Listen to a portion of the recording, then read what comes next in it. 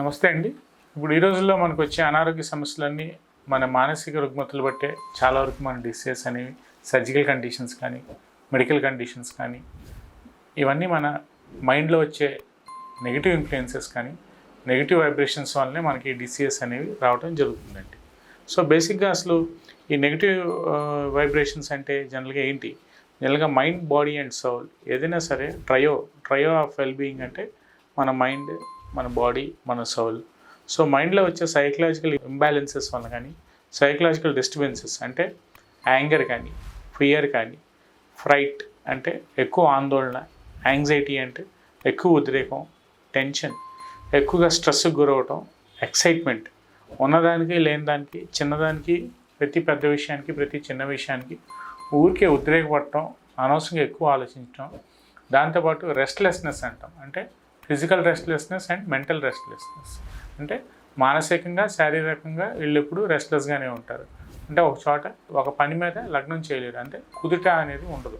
So ఎప్పుడైతే ఈ mental restlessness, physical restlessness ఉంటుందో జనరల్గా మన బాడీలో ఒక రకమైన నెగిటివ్ ఆరా అంటే నెగిటివ్ ఎనర్జీస్ అనేవి డెవలప్ అయినప్పుడు జనరల్గా మనకి సైకలాజికల్గా కానీ ఎప్పుడైతే మనకి మైండ్ మీద ఎక్కువ స్ట్రెస్కి గురవుతాం, మనకు వచ్చే ఈ నెగిటివ్ హార్మోన్స్ వల్ల మనకి డిసీజెస్ అనేవి రావడం జనరల్గా జరుగుతుందండి. కొంతమందికి ఎప్పుడు జనరల్గా మనం ఆలోచిస్తుంటే fear first and foremost.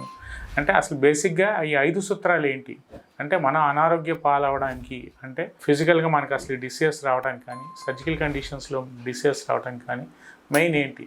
First and foremost thing ఏంటంటే యాంగ్జైటీ అంటూ ఉంటాం. Anxiety, fear, tension, excitement, restlessness. ఎప్పుడైతే ఈ మనిషి ఈ 5 ఏదో ఒక దానికి, ఒక కండిషన్కి ఎక్కువగా ఎఫెక్ట్ అవుతాడో, ఎఫెక్ట్ అవగానే బాడీలో వచ్చే అనారోగ్య సమస్యలే మన డిసీజెస్ అండి. సో వీటిలో ఏంటంటే ఉన్నదానికి లేని దానికి భయపడటం, ఉన్నదానికి లేని దానికి ఆందోళన పడటం, చిన్న విషయానికి కూడా ఎక్కువ ఉద్రేకానికి గురవటం, ఎవరో ఏదో తప్పు చేస్తే దానికి నేనేదో తప్పు చేశానని గిల్ట్, అంటే ఒక రకమైన ఆత్మన్యూన్యత భావం, ఇన్సెక్యూరిటీ ఫీలింగ్ అని చెప్తూ ఉంటాం. సో ఇట్లా రకరకాల సైకలాజికల్ కండిషన్స్లో రకరకాల మైండ్లో వచ్చే మన ఈ విద్యుత్ తరంగాల తేడాలు, మనకి ఏదైతే ఆ ఎనర్జీ ఆరాలో వచ్చే డిస్టర్బెన్స్ ఉంటుందో, ఈ నెగిటివ్ వైబ్రేషన్స్ ఉంటాయో వాటి వల్ల మనకి డిసీజెస్ అనేవి ఈ రోజుల్లో చాలా ర్యాంపెంట్గా irrespective of the age group, అంటే చిన్నవాళ్ళ నుంచి పెద్ద వయసులో వారి వరకు ఈ అనారోగ్య సమస్యలు రావటం, ప్రతి ఒక్కళ్ళు ఏదో ఒక డిసీజ్తో బాధపడటం అనేది ఈ రోజుల్లో మనం చాలా ఎక్కువగా చూస్తున్నామండి. సో దీంట్లో ఏంటంటే గిల్ట్ కండిషన్స్ అంటూ ఉంటాం. అంటే మనం ఏదో తప్పు చేసేసాం, మనం ఏదో ఇదైపోయాము, లేదంటే మనం ఏదో అన్యాయం అయిపోయాం, లేదంటే ఫ్రెండ్స్ వలన ఏదో ఇబ్బంది అయింది, లేదంటే ఇంట్లో ఉండే ఫ్యామిలీ మెంబర్స్ వలన ఏదో ఇబ్బంది అయింది, లేదంటే ఎవరో సంబంధం లేని వాళ్ళ ఇంట్లో ఏదో ఇష్యూ జరిగితే ఆ ఇష్యూ అంతా మన మీద తీసుకుని ఆ నెగిటివ్ ఎనర్జీ అంతా మన మైండ్ మీద ఎక్కించుకొని మన బాడీలో మన అనారోగ్య సమస్యలు తెచ్చుకుంటూ ఉంటామండి. సో ఒకప్పుడు ఏంటంటే మన ఓల్డెన్ డేస్లో మన పేరెంట్స్ కానీ, మన తాతముత్తాతల అప్పుడు కానీ ఈ గ్రూప్ ఫ్యామిలీస్గా, జాయింట్ ఫ్యామిలీస్లో ఉన్నప్పుడు ఏమయ్యేదంటే ఒకరికి ప్రాబ్లం వస్తే మొత్తం ఫ్యామిలీ మెంబర్స్ అందరూ షేర్ చేసుకుని చెప్పుకునేవాళ్ళు. అంటే ఓవరాల్గా అక్కడ ప్రాబ్లం అనేది డైల్యూట్ అయ్యేది, దానికి సొల్యూషన్ కూడా చాలా తొందరగా వచ్చేది.